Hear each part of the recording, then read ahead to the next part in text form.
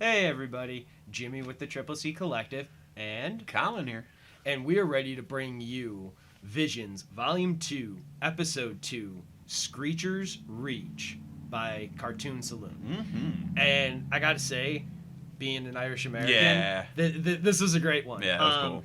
So just a little background on Cartoon Saloon. They are from Kilkenny, Ireland. Yeah. Which is excellent. And this is basically Ireland in space. Yeah. And like that's what we get. Like Screecher's Reach is just a little background. It's a story about a banshee, and like in the filmmaker focus of it, they dive like really heavily into like kind of that stuff and everything about it. Yeah, the lore is all Celtic, and it's very similar to things we've heard of and seen in the real world. One thing when we dive in, I'll call it out a little bit more, but they specifically use iconography, like an actual image that showed up in the Star Wars saga, that shows up in this episode, and it flies under the radar unless you understand the connection to Ireland. Nice. To it. And so like once we get there, I'll like call it out. But I guess without further ado, let's go ahead and dive in. This whole thing was crazy. We open up in like a factory house. Yeah, very Irish. Like you got the kids working in factory. It's a really cool opening scene though, because it's like it shows in this dormitory, like and all the lights go on. And you see all these different kinds of creatures across from Star Wars lore in that dormitory, and then you're in this like horrible factory where it's like some like early Chicago, like you got the jungle type factory. You've got like coal mining, you've got like metal forging and stuff going on in there. You've got like a chemical kind of thing going on and stuff like it's crazy, this like multi-level factory, like with the beds and everything like in there, and it's just wild. But it opens then with a walker just like or a worker just walking off the line, like like it looks like something went wrong and it almost killed them or something. Like it was a very close call. It seemed like some steam shot out, and they walk off, and that's the end of the day for them. They're like, this, I'm done. And we come to find out this is Doll. Yeah, Doll is voiced by Eva Whittaker, who for Cartoon Saloon, who's done like Secret of the Kells and Wolfwalker and stuff. Eva Whittaker was a voice in Wolfwalker and stuff that you can find on like Apple TV Plus, I believe. But like, so she's a fan favorite of like Cartoon Saloon and does like really great work. Then we meet Bathan, another young child, and then Kina. And this four-pack are just like, they like Doll's like, I'm done working, like I'm done with this, and I'm gonna go leave and go find something. Yeah. And they start talking about. I like the one little weird one that like blinks weird, like it blinks off, like the little cute one that comes, the purple one. I don't know. That's that Kina. One. Yeah. That one was cool. But yeah, it's basically like Stand By Me. They're let's go see a dead body, but it's like let's go see something haunted. Let's go see the witch at Screecher's Reach is basically what they do, and they steal Doll's just sick of working, and she's like, I need some adventure in my life. Yeah, she needs a new path. She needs to get out and like do something else. And it's like that's just such a familiar thing of like Luke in Star Wars, in New Hope, like trying to get to like the academy and just getting off Tatooine and getting off that rock and off that farm and everything.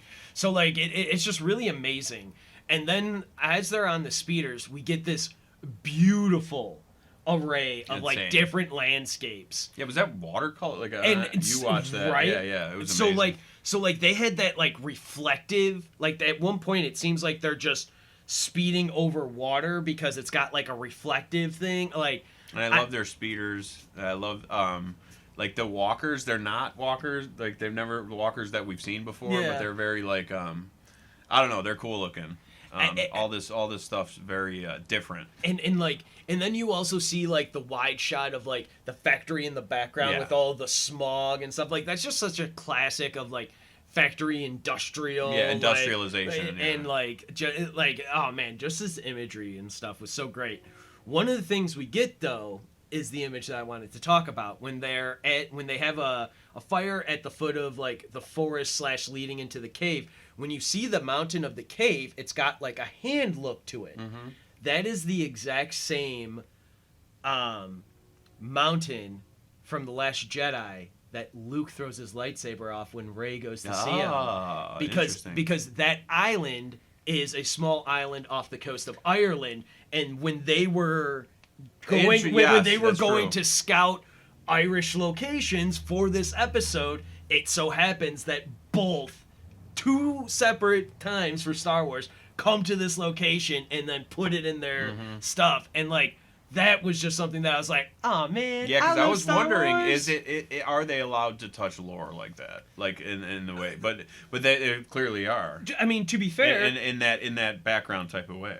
But even in Volume 1, granted this is a little bit different from Screecher's Reach. Volume 1, we get Boba Fett and Jabba the Hutt in there, so they're in these stories. They're allowed to, in theory, touch like canon and things like that. So that was just one of those things, though. Like, again, I will highlight the filmmaker focus as much as I can in every single one of these episodes, because it is special features that I have been begging for to get on streaming, because they have like just cut that stuff out. And it's a real shame, because I have absolutely looked at like special features, filmmaker focuses, and like director's commentaries and stuff as like my film school, as a guy who never went to film school. Right. So like I love seeing this stuff back, and I will always highlight it. And it's just like so great. So they finally get to the foot of this like forest, and we hear the story of the witch. Yep. And they tell you that at Screecher's Reach there is a witch, which is that, when you come face to face with it, screams and will basically like holler and scream before it comes and kills you. Yeah. Which is virtually the definition of like the Irish Banshees, like lore and mythology. The kids are scaring themselves at this point and just getting themselves into it. But dude, even when they're telling the story here in front of the fire, the shadow that pops up, like that, like takes the form of the witch. Oh man, it's just so cool. And then basically they enter the cave, and Doll is on a beeline, man. Like she is on a beeline, just getting ready to like sit down, or not sit down, but getting ready to go in there and like just like find this witch. And like one thing that we haven't talked about yet is the medallion she has. She keeps like at different points throughout the episode, we see her grab this gold medallion, and like it almost seemed like at first I thought it was just like a piece of like a family heirloom or something, and it like gave her like comfort holding onto it, and like it's her blankie, and like talking to it, like it was almost like talking to a relative and all that stuff. That's just like not what it that comes is. into the story though. It definitely comes back. We definitely learn back. what that is later, but not yet. Yeah, absolutely. But she's definitely playing into this MacGuffin. And so they're in there. Doll's beelining it, and everyone's separated. And then all of a sudden, we get like the really awesome, creepy music starts coming.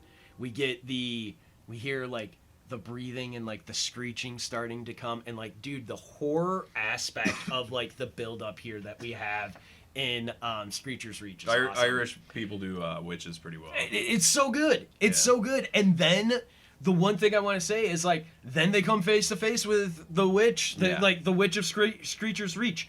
Dude, they hand drew and inked this entire segment here. That's crazy. So it took an artist 40 minutes to do one panel. They had 500 panels for this sequence here. How many artists did they have working on it? You do the math. Yeah. You break it down I don't that know way. how many artists they had. Hopefully not one guy. I don't think it was one person, but it was like less than 5. It was like 5 or depends less. on which country, but Ireland, I think we're all right now. But that was so like, dude, 500 different things for this, Yeah. and like, how about this like fight and everything that we get like. When they come face to face, like everyone comes together, the witch is attacking, and then Doll's like, "Get out of here, leave!"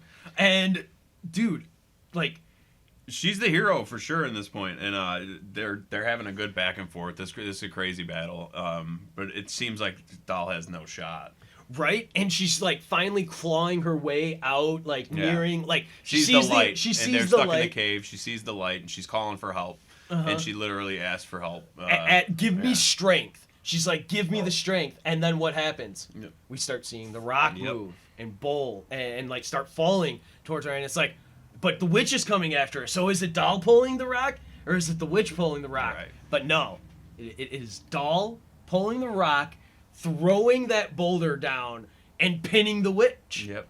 And Doll sees this. This is one of those things like where I'm like, why don't you leave? This is like the horror fan in me of like, just leave. Well, just usually leave. I'd be with you on that, but there's a lightsaber, dude. I want a lightsaber. And you are right. You do what Doll does, man. Yeah. Like, I don't know. Yeah, I'd grab the lightsaber. and that's what she does. She goes down there because the witch is still screaming and everything. She's down there. They both are going for the lightsaber.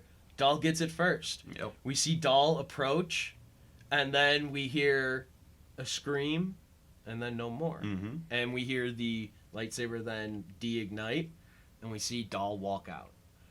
And, bro, this is like heroin. This is like some heavy stuff. It gets pretty heavy here at the end. But, like, I question now, like, is she a Sith? No. Well, I mean, because then we see... This isn't how Jedis are born. Right. It's not how Jedis are born, but it's definitely how Siths are born. Yeah. Because you usually have to kill somebody to finally make that last step to becoming an apprentice. Yes. And then, but who shows up? The Sith mother. Yeah. When they walk out. And what do we've come to find out? That medallion she has is actually a communicator talking to the Sith mother. Directly to the Sith. Yep. Do you know who the Sith mother is voiced by, though? No. Angelica Houston. From Adam's Family. Nice. Damn. Yeah. That's why it was so... That's why it's so creepy. Yeah. And that's why it works for this, like, horror-esque story. Yeah. Like, who do you get to do it? Angelica Houston. Yeah. Of course you get her to do it. It felt like a death scene. It felt like the doll died. The death of innocence. Yeah. And because the three friends were losing it at this moment. Oh, yeah. Because they were, like, everybody has tears and Doll... If I wasn't a full-grown man, I would have been crying. Right, well, I was crying, but I am a full-grown man, so whatever. But, like, Doll's crying, but she says the one thing that Bathon said to her before is, like, I have a chance to leave. I have to take this chance, right? And, like, he doesn't really say anything back, but, like... this chance? This is the chance? This is it? Like, I don't know. We're questioning it. It was cool, though. It was a cool episode because it seems like, it's a normal adventure story, and, but at the end of the day, it's a Sith being born, and that's pretty cool. Well, and, like, here we get, man, like, to be fair now, Volume 1 was very heavily colored blue. Like, the shirt that I wore in episode 1 was colored blue. Everything for the coloring of Volume 2 is Sith. Mm-hmm. And we have had two very Sith-centric stories. The first episode is called Sith. And, Lola has left the Sith life behind her. She's trying to just kind of live that Ahsoka life. Mm-hmm. Almost like not being a Jedi, definitely not being a Sith, but still living with her Force powers and, like, being akin to it in that sense.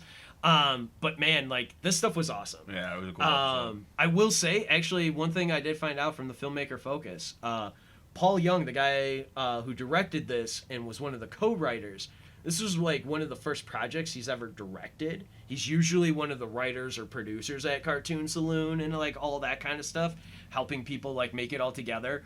But he was like, you know what, for a project that I want to direct a sci-fi project. And then Jackie Lopez, one of the producers of Visions, was like, hey, you want to do Star Wars? Yeah. And he's like, yeah, of course I do. Been cooler if he said, nah. I got my own thing. You want to read my script? But this was really great. Kilkenny, Kilkenny, Ireland, Cartoon Saloon.